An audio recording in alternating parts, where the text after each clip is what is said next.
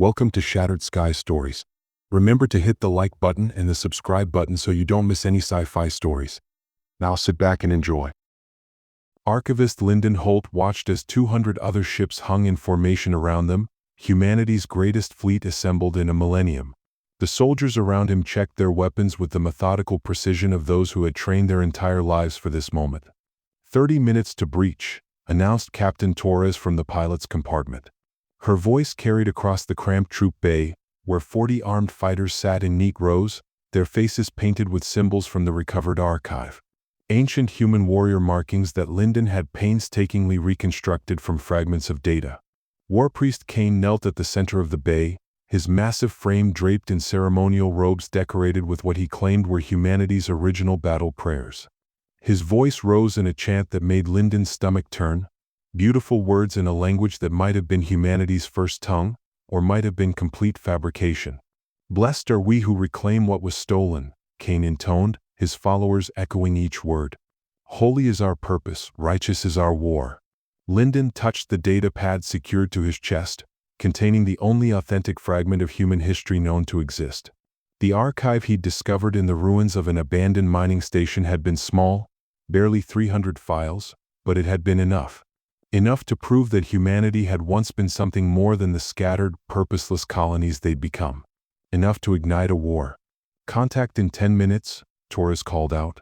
"All squads prepare for..." The ship lurched. Emergency lighting bathed the troop bay in red as the artificial gravity fluctuated. Soldiers gripped their harnesses as the reclamation bucked like a wounded animal. "What the hell was that?" someone shouted. Through the viewport, Lyndon watched something impossible unfold. The curator station, a massive construct of organic curves and crystalline spires that defied human engineering, was changing.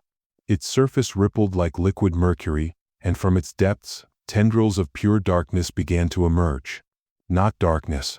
The absence of light itself, reaching across space with deliberate intent. "Torres?" Lyndon called toward the pilot's compartment. "What's happening up there?" Her response came through static-filled speakers. "Fleet command is..." They're screaming. "All channels. Something's wrong with the other ships." Lyndon pressed his face to the viewport and saw the impossible truth. The ships of humanity's grand fleet were dissolving. Not exploding, not burning, simply ceasing to exist where the dark tendrils touched them. Matter unraveling at the molecular level, leaving behind empty space where proud warships had hung moments before. The reclamation shuddered again as one of the tendrils swept past their hull, missing them by mere meters. Where it passed, the viewport's reinforced alloy developed hairline cracks that spread in geometric patterns too perfect to be natural. "Emergency jump," Torres screamed. "All hands brace for..." The jump drive engaged with a sound like reality tearing. The universe twisted, stars smeared into lines of light, and Lyndon felt his consciousness scatter across dimensions before snapping back together with painful intensity. When the emergency light stopped flashing and the artificial gravity stabilized, only silence remained on the communication channels. They emerged from the jump in the shadow of a dead moon, its cratered surface illuminated by the pale light of a distant star. The reclamation drifted powerless, most of its systems overloaded by the emergency jump. Through the cracked viewport, Lyndon could see debris floating in space, fragments of metal and polymer that might once have been ships.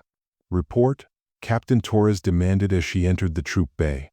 Her uniform was singed and blood trickled from a cut above her left eye. "Who's still breathing?" Lyndon did a quick count. Of the 40 soldiers who had boarded the ship, 32 remained. The others had simply vanished during the jump, leaving behind empty harnesses and the faint smell of ozone. War Priest Kane knelt among his surviving followers, his face pale with shock. "The fleet," Torres continued, her voice hollow. "Gone. All of it. 200 ships, 40,000 souls, just gone." "Impossible," Kane whispered. "The archive spoke of humanity's glory, our righteous strength.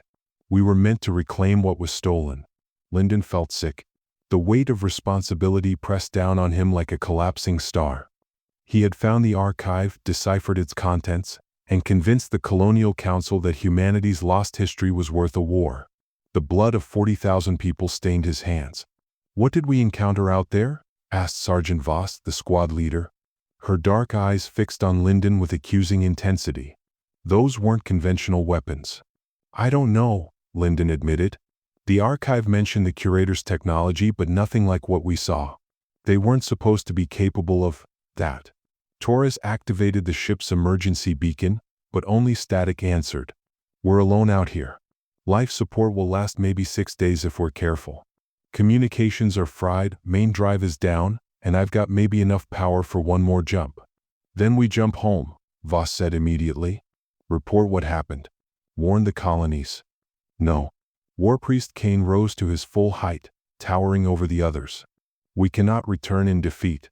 The archive speaks of humanity's destined victory, our glorious reclamation of what was stolen. This setback is merely a test of faith. Faith?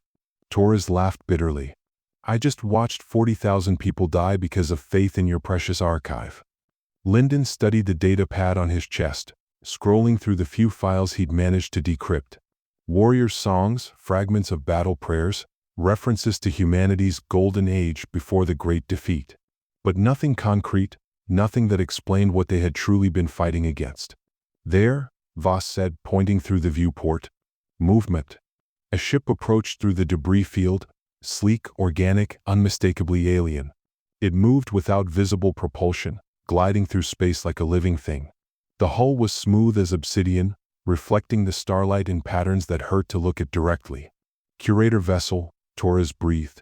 How did they find us so quickly? The alien ship settled into position 30 meters away from the reclamation. For long moments, nothing happened. Then a section of the curator vessel's hull flowed outward like liquid mercury, forming a boarding tube that attached to their own hull with a wet, organic sound. They're coming aboard, Voss reported, checking her weapons charge. Orders, Captain? Torres looked at the faces around her, exhausted soldiers, traumatized survivors, a war priest whose faith had been shattered by reality. We fight, she said simply. It's all we have left. The airlock cycled open with a hiss of equalizing pressure. What emerged was not what any of them expected. The curator was beautiful. It stood 7 feet tall on legs that bent in too many places, its form simultaneously organic and mechanical. Its skin was translucent, revealing networks of light that pulsed like neural pathways. 4 arms ended in hands with too many fingers, each digit tipped with what looked like crystalline claws. But its face. The face was almost human, if humans had been crafted by an artist who understood beauty on a fundamental, mathematical level. When it spoke, the words formed directly in their minds, bypassing their ears entirely. Greetings, children. I am Curator Symphon. I come to collect. Voss raised her weapon, but her hands shook. The alien's presence was overwhelming, not threatening exactly, but vast. Like standing next to an ocean and suddenly realizing how small you were. Stay back, Torres warned, though her voice lacked conviction. Your species has amused us, Symphon continued, its mental voice tinged with what might have been fond condescension. This holy war you have declared. Such passion. Such dedication to a truth you do not understand. We understand enough, Kane said, his voice stronger now. Humanity was great once. You stole our history, our identity. We've come to take it back. The curator tilted its head, and Lyndon could swear he saw amusement in those alien features. Oh, child, you wish to know your true history? Symphon gestured with one of its 4 hands, and the air between them shimmered. Very well. Let us begin with a demonstration. Reality twisted. The walls of the reclamation faded, replaced by star-filled void. But this was not the cold, empty space they knew. This space teemed with life, vast cities spanning entire solar systems, ships the size of moons, beings of pure energy dancing between planets. Behold, Symphon said. Your species at its peak. Before the war. Lyndon gasped. The humans in the vision were gods, immortal, omnipotent, reshaping matter with thought alone. They built wonders that defied physics, created life from nothing, transcended the boundaries of flesh and spirit. This was the golden age hinted at in the archive, the glory that the curators had stolen. Beautiful, yes? The alien's mental voice carried notes of genuine appreciation. Your species burns so brightly. Such potential. Such terrible, wonderful ambition. Then why? Lyndon demanded. Why did you take it from us? The vision shifted. The god-humans turned their power against each other, solar systems becoming weapons, entire galaxies consumed in wars of unimaginable scale. Reality itself began to fray under the assault of beings who had transcended every natural limit. Because you would have destroyed everything, Symphon replied sadly. Including yourselves. Including us. Including the very fabric of existence. Warpriest Kane stepped forward, his face flushed with desperate anger. Lies.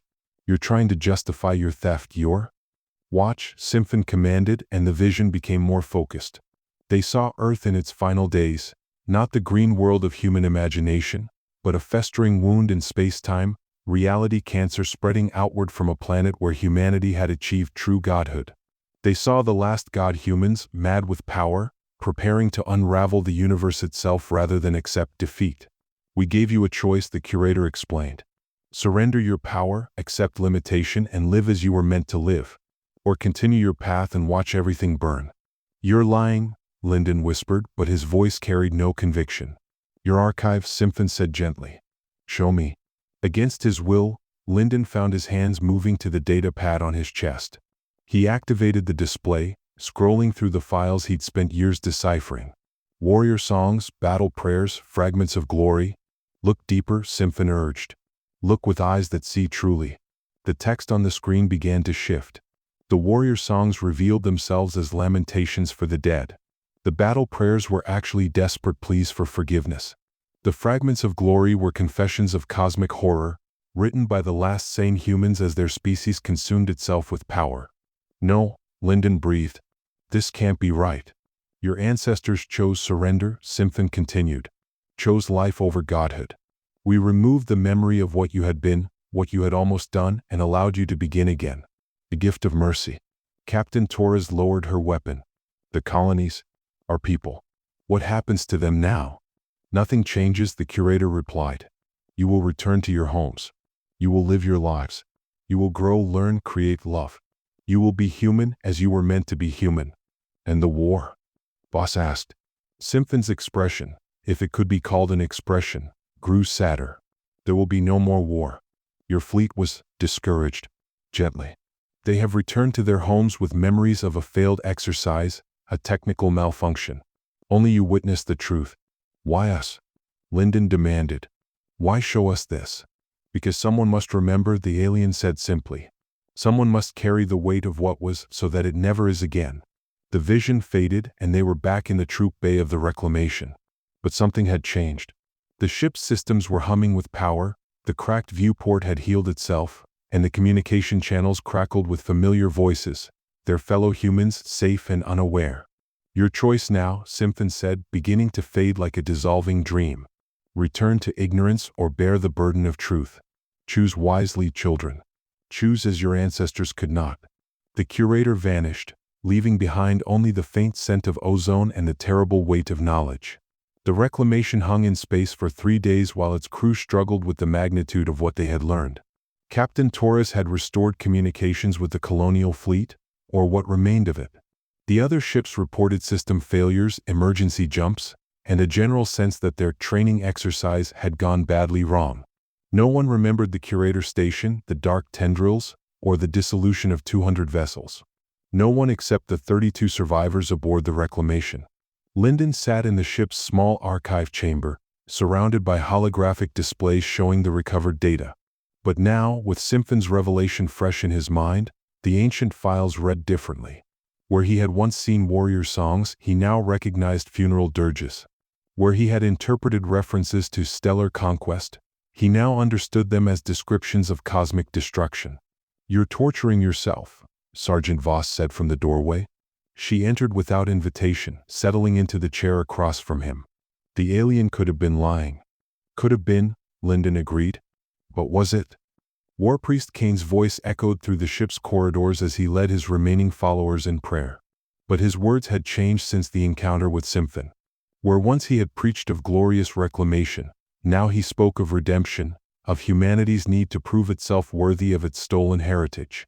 The others want to go home, Voss continued. Torres is ready to set course for the Kepler colonies. Pretend this never happened. Lyndon looked up from the data files. And what do you want? Answers, she said simply. Real ones, not alien propaganda or religious fantasies. Captain Torres appeared in the doorway, her expression grim. We've got a problem. Long-range sensors are picking up something big headed our way. Multiple contacts. They made their way to the bridge, where the tactical display showed a formation of ships approaching their position. Not human ships. These vessels shared the organic, flowing design of Symphon's craft, but they were massive. Each one was the size of a city, their hulls pulsing with bioluminescent patterns. Curator fleet, Torres identified unnecessarily. 12 vessels closing fast. Maybe they're here to take us home, Voss suggested without conviction. The lead ship hailed them, and Symphon's familiar mental voice filled their consciousness. I regret the deception, the curator said, its tone heavy with what might have been sorrow. There is more you must know. More? Lyndon felt his heart sink. What haven't you told us? Your archive, Symphon explained. It was not found by accident. We placed it for you to discover. The words hit Lyndon like a physical blow. You wanted us to find it? Every few centuries, your species rediscovers fragments of its past. Someone always finds the hidden files, the buried records. Someone always declares war upon us. And we must always respond. Torres gripped her command chair. Why? Why put us through this?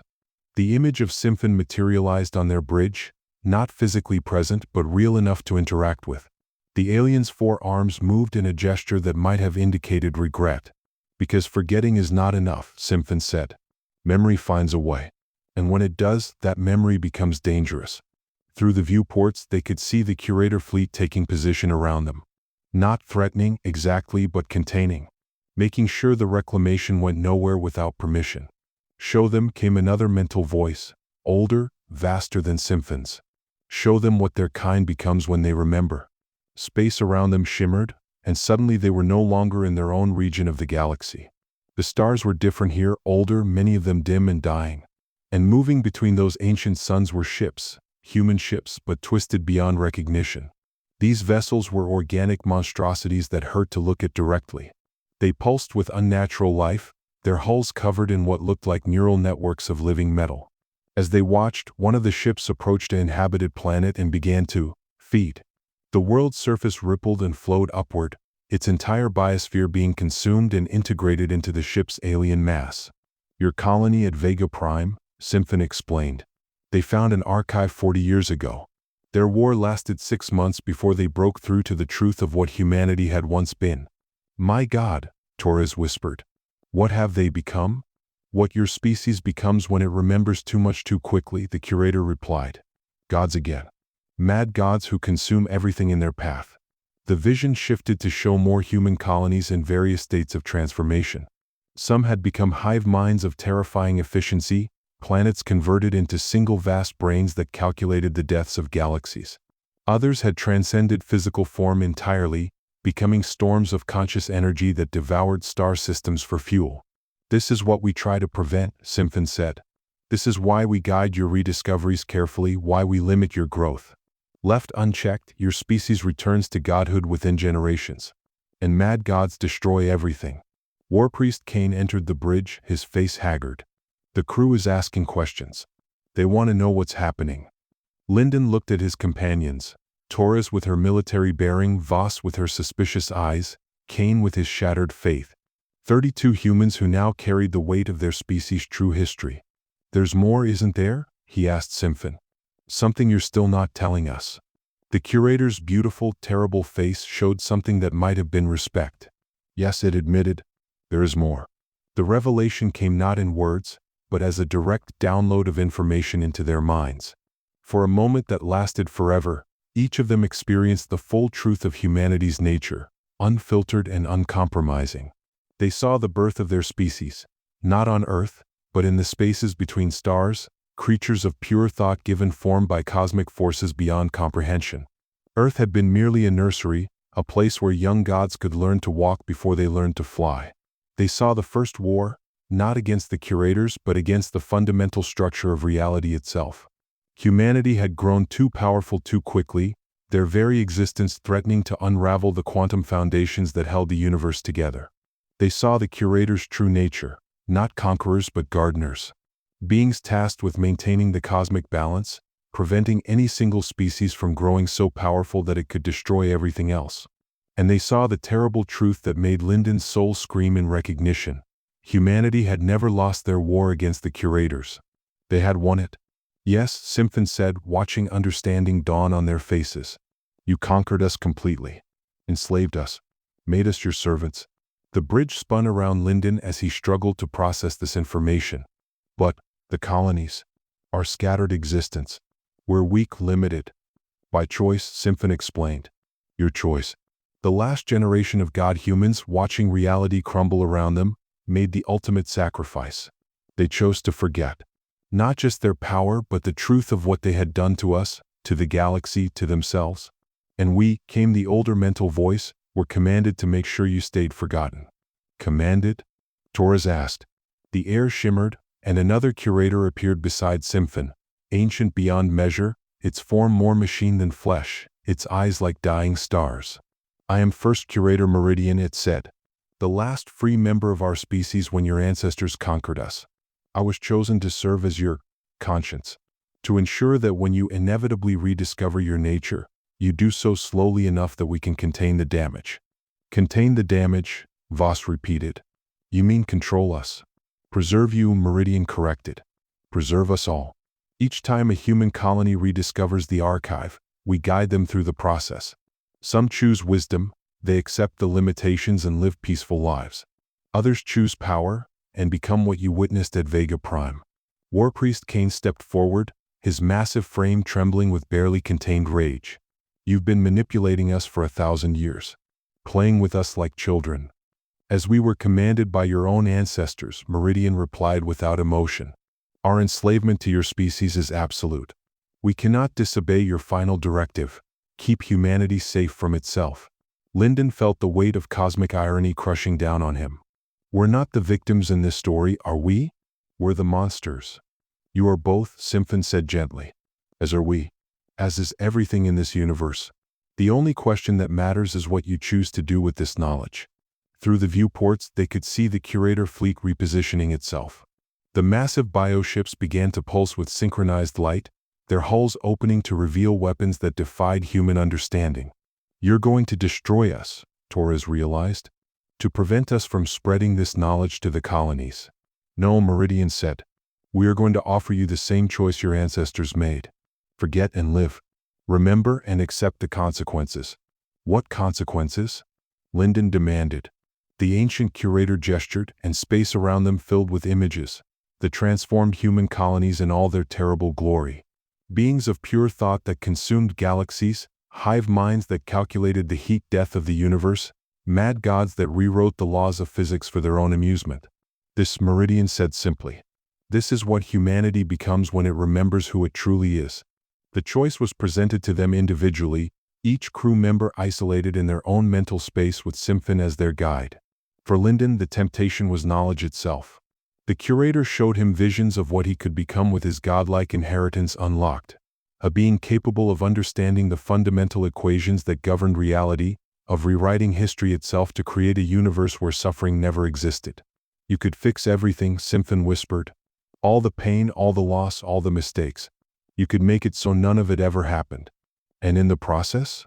Lyndon asked. In the process, you would become something that no longer remembers why human suffering mattered in the first place. For Captain Torres, the offer was power over fate itself. She could ensure that no soldier under her command ever died, that every mission succeeded, that humanity never again faced extinction.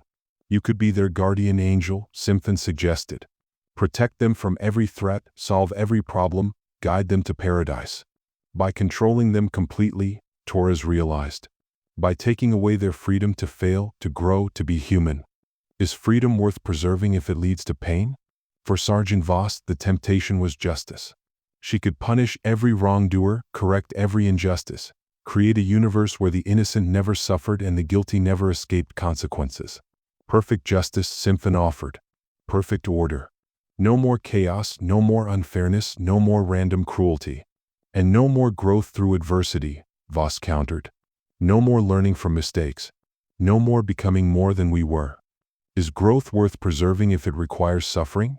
But for Warpriest Kane, the revelation was different. In his mental space, he found himself face to face not with Symphon, but with something else entirely. A fragment of the original human God consciousness that had somehow survived the great forgetting. It spoke in a voice like dying stars.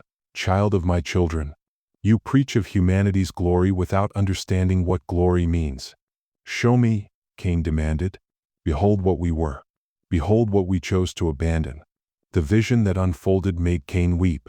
He saw humanity at its peak, beings of pure will reshaping reality with their thoughts, creating universes as casually as breathing, transcending every limitation that had ever confined mortal existence. They were gods in truth, omnipotent and eternal. And they were completely, utterly mad. Power without purpose, the God fragment explained. Knowledge without wisdom. We became so much more than human that we forgot why being human had ever mattered. "But the glory," Cain protested. "There is no glory in mindless power. No honor and strength without restraint. We were God's child, and gods are not capable of love. They are only capable of will." The vision showed him the final days of humanity's golden age, God beings consuming each other in wars that shattered spacetime itself, creating paradoxes that threatened to unravel causality. They had transcended humanity so completely that they had forgotten why anything mattered except their own vast, terrible desires. "Your ancestors chose to die," the God fragment continued, "to literally forget themselves into oblivion, rather than continue existing as loveless, mindless gods. They chose humanity over divinity." "And you?" Cain asked. "What are you?" "I am the memory of that choice, the keeper of the reason why they made it. I am what remains of humanity's conscience, preserved in case the descendants ever needed to remember why we chose mortality over godhood." When the visions ended, the 32 crew members found themselves back on the bridge of the reclamation. But they were no longer entirely human. The knowledge they had received, the truth they now carried, had changed them on a fundamental level. They could feel new capacities awakening in their minds, the first stirrings of their species' divine inheritance. "It's starting, isn't it?" Lyndon said, looking at his hands as reality rippled around his fingers. "The transformation." "Yes," Symphon confirmed. "Knowledge of what you are makes you what you are. This is why we normally ensure that rediscovery happens slowly across generations. Your minds need time to adapt, to build the philosophical framework necessary to handle godlike power." Torres felt space-time bending around her thoughts, showing her possible futures branching like a vast tree. "How long do we have?" "Days, perhaps hours," Meridian replied. "Then you will face the choice that your ancestors faced. Embrace godhood and lose your humanity, or find another path." Warpriest Cain raised his head, and his eyes blazed with inner light. "There is another path." The others turned to stare at him. Something in his voice had changed, gained depth and resonance that spoke of vast, ancient knowledge. "The fragment showed me," Cain continued, "our ancestors didn't just choose to forget.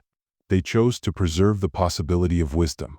They left us a way to be both human and divine." "Impossible," Meridian stated. "We have observed this cycle for 1,000 years. There are only two outcomes, ignorance or madness. Because you've been preventing the third option," Cain realized. "You've been containing us, guiding us, making sure we never discover what our ancestors truly intended." The God fragment spoke through him now, using Cain's voice but with the weight of eons behind it. "We did not simply forget, curators. We evolved. We became something new, beings capable of carrying divine power without losing human wisdom. But that evolution requires the complete truth, not the carefully managed fragments you have been providing." "You speak of myths," Symphon protested. "Legends created by minds too small to understand the reality of cosmic power." "Do we?" The temperature on the bridge dropped 20 degrees as Cain's transformation accelerated. But instead of becoming one of the mad gods they had witnessed, something else was happening. His enhanced awareness was integrating with his human compassion, his new understanding of reality combining with his priest's dedication to protecting others. "This is what we were meant to become," the God fragment said through Cain. "Not gods who had forgotten humanity, but humans who had transcended their limitations without abandoning their souls." And suddenly Lyndon understood what they had to do.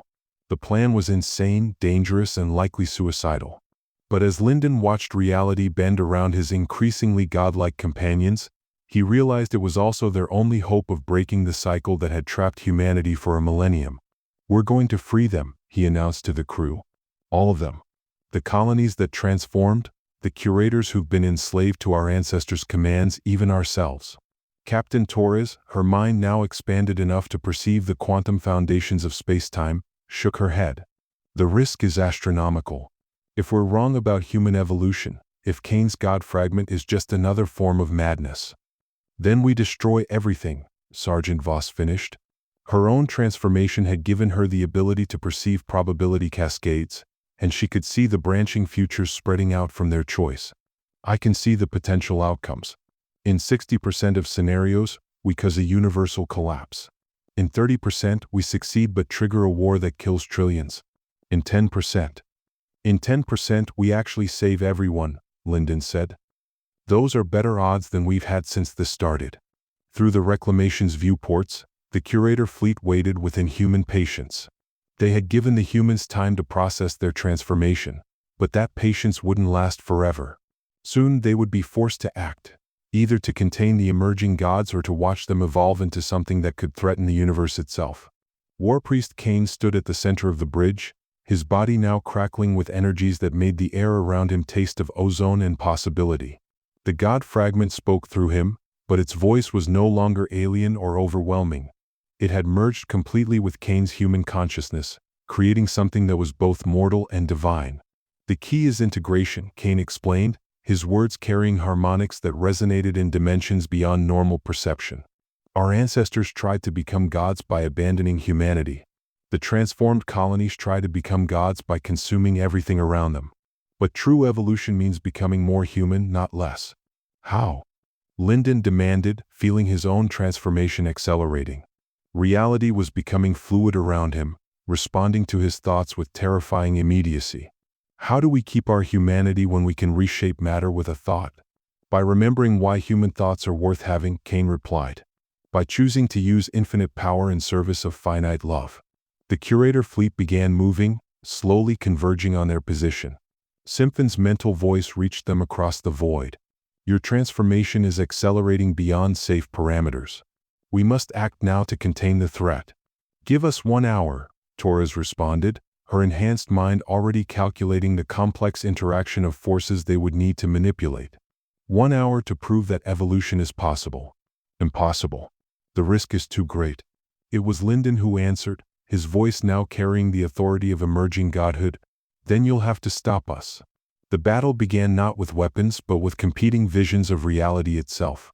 The curators struck first, their bioships releasing waves of energy designed to disrupt the quantum processes that enabled consciousness. It was a humane method of execution. The crew of the Reclamation would simply cease to exist at the subatomic level, their patterns dissolved into random particles. But the humans were no longer entirely bound by the laws that govern normal matter. Lyndon caught the dissolution wave in his hands, feeling its structure, understanding its purpose.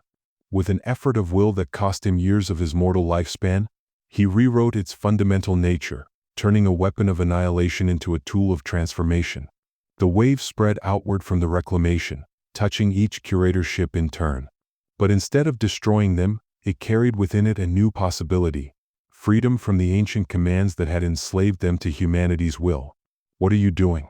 Meridian demanded, its ancient voice tinged with confusion and something that might have been hope. "Setting you free," Voss answered. Her transformation had given her the ability to perceive the quantum chains that bound the curators to their duty. With surgical precision, she began severing those bonds, using powers that allowed her to edit the fundamental code of reality itself. The effect was immediate and catastrophic. Freed from their compulsion to contain humanity, several curator ships simply vanished, their crews choosing to explore dimensions that had been forbidden to them for 1,000 years. Others began attacking the remaining vessels, settling scores that were older than human civilization. "Stop," Symphon pleaded. "You don't understand the chaos you're unleashing." "Chaos is better than slavery," Torres replied, her enhanced tactical awareness now encompassing entire star systems. "For all of us." But the plan was falling apart. The freed curators were not choosing wisdom, they were choosing revenge. Some turned their weapons on the distant human colonies, seeking to destroy the descendants of their ancient enslavers. Others began reshaping entire solar systems, expressing creativity that had been suppressed for millennia in ways that threatened all life within light years. "You have doomed us all," Meridian said, its ancient consciousness fracturing under the weight of newfound freedom. 1,000 years of careful balance, destroyed in moments. "No," War Priest Kane said, and his voice carried the authority of the God fragment merged with human wisdom. "This is what balance actually looks like." He stepped forward, reality rippling around him like water. But instead of imposing his will on the chaos, he did something unprecedented. He chose to limit himself. Drawing on both divine power and human compassion, he began speaking to each freed curator directly, not as a god commanding lesser beings, but as one conscious entity appealing to another. "Listen," his enhanced voice carried across the quantum phone that connected all minds. "You've been slaves, yes. But the slaves of people who chose to become less than gods rather than be gods without love. Honor their sacrifice. Choose wisdom over revenge." The effect rippled outward from his words. Some curators stopped their rampage considering his appeal. Others rejected it entirely, continuing their destructive celebration of freedom. But enough hesitated that the immediate catastrophe was contained. Meanwhile, Lyndon felt his own transformation reaching its crescendo. He could perceive the fundamental equations that governed reality, could rewrite the laws of physics with a thought. The temptation to impose order through force was overwhelming. He could simply command everyone to stop fighting, could restructure their minds to want peace instead of conflict. But that was exactly what the original God-humans had done. That was the path to loveless omnipotence. Instead, he chose something harder. He chose to trust. Opening his enhanced consciousness to its fullest extent, Lyndon broadcast a single message to every human colony in the galaxy. Not commands, but the complete, unfiltered truth of their history. Every detail of their divine heritage, every warning about the dangers of godhood, every possibility for conscious evolution. "Choose," he told them. "All of you. Know what you are and choose what you will become." The response was immediate and chaotic. Across the galaxy, human colonies began undergoing rapid transformation as their people absorbed the knowledge of their true nature. Some chose transcendence, becoming the kind of mad gods they had witnessed. Others chose ignorance, using their awakening powers to wipe the revelation from their own minds. But a few, precious few, chose integration. Sergeant Voss watched the probability cascades as millions of humans made the choice between humanity and divinity. "It's working," she breathed. "Not for everyone, but for enough. Some of them are finding the balance." On the bridge of the reclamation, Captain Torres faced her own moment of ultimate choice. Her tactical awareness had expanded to encompass entire galactic clusters, showing her every threat, every possibility, every way she could protect humanity from itself. The temptation to become their eternal guardian was overwhelming. But she remembered Simpson's words. "Is freedom worth preserving if it leads to pain?" Yes, she realized, it was. Because without the freedom to fail, the freedom to suffer, the freedom to grow, they wouldn't be human anymore. They would just be perfectly controlled puppets in the shape of people. She chose to remain human. Enhanced, evolved, but still fundamentally limited by her own moral choices. One by one, the crew of the Reclamation made the same decision. They retained their expanded capabilities but bound them with conscious limitations. Power without dominion, knowledge without arrogance, transcendence without abandoning love. The war ended not with victory or defeat, but with exhaustion. Across the galaxy, the aftermath of humanity's great awakening played out in countless different ways. Some colonies had chosen to transcend entirely, becoming entities of pure thought that existed beyond normal spacetime.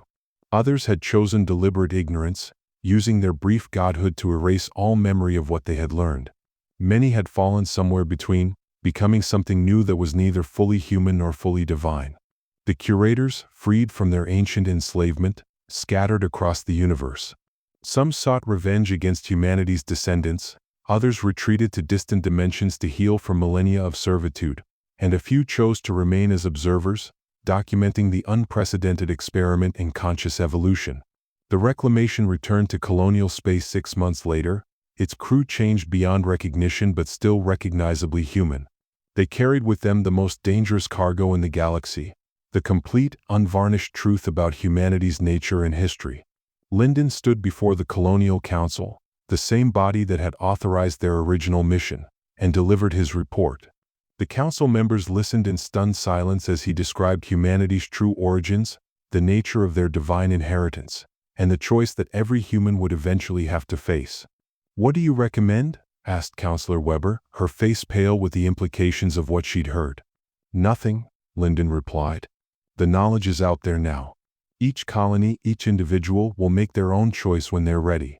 Some will choose transcendence, others ignorance, and hopefully many will choose balance." "And the risk of another war?" War Priest Kane stepped forward, his presence now carrying an aura of terrible and wonderful power held in perfect check. "There will always be that risk. Freedom includes the freedom to make catastrophic mistakes. But slavery to prevent those mistakes isn't really protection. It's just a different kind of death." Captain Torres added, "The curators were right about one thing. Unchecked godlike power always leads to madness. But their solution was to prevent growth entirely. Our ancestors found a better way: grow but choose to remain human in the ways that matter." The Colonial Council debated for weeks. Some members argued for suppressing Lyndon's discovery, for returning to the comfortable ignorance that had sheltered humanity for 1,000 years. Others pushed for immediate dissemination of the knowledge, believing that every human had the right to know their true nature. In the end, they chose a middle path. The knowledge would be preserved and made available, but not forced on anyone. Each colony would decide for itself how much truth it was ready to handle. Years passed. The galaxy slowly adapted to its new reality. Some human colonies evolved into beings of light and energy, becoming the shepherds of entire solar systems. Others retreated into simpler existences, choosing the bounded joy of mortal life over the infinite possibilities of godhood. A few found the balance that Lyndon and his crew had achieved: enhanced but still human, powerful but still capable of love. The curators, meanwhile, began their own process of healing and growth. Some formed new partnerships with human colonies, working together to explore the mysteries of existence. Others remained bitter enemies, seeing humanity as a cosmic cancer that needed to be contained. Most simply departed for distant reaches of space, seeking to rediscover who they were beyond their role as humanity's reluctant guardians. And in the ruins of the archive station where it had all begun, something new was growing. The accumulated knowledge of 1,000 different choices, 1,000 different paths to evolution, was being compiled into a new kind of record. Not a history of what had been, but a guide to what might be. Lyndon visited the station 5 years after their return, bringing with him a delegation of humans who had chosen various paths of development. They came to add their experiences to the growing archive, to ensure that future generations would have the wisdom to choose more carefully than their predecessors. As he stood in the chamber where he had first discovered humanity's lost history, Lyndon reflected on the irony of their situation. They had begun their war to reclaim a stolen past, only to discover that the past had been willingly abandoned. They had sought to restore humanity's glory, only to learn that glory without wisdom was just another form of damnation. But in losing their illusions, they had gained something far more valuable: the freedom to choose their own path forward. The war for humanity's stolen past was over. The war for their chosen future had just begun. Outside the station, space itself seemed to hold its breath, waiting to see what the children of gods would make of their terrible and wonderful inheritance. The universe was vast and strange, full of dangers that could destroy galaxies and wonders that could birth new forms of consciousness. And somewhere in that infinite expanse, 32 enhanced humans went about their daily lives, teaching, building, exploring, loving, carrying within them the weight of divinity and the strength to bear it without losing their souls. They had learned the most important lesson of all. True evolution was not about becoming more than human, but about becoming more human than they had ever been before. The story of humanity's war for a stolen past was ended. The story of their future as conscious gods who chose to remain human had only just begun. In the depths of space, curator ships and human vessels passed each other warily, no longer enemies but not yet friends, each species working out the implications of their new freedom. And in the quantum phone that connected all conscious minds, new thoughts were being born, thoughts that belonged neither to gods nor mortals, but to something unprecedented in the history of the universe. The war was over. The real work was about to begin.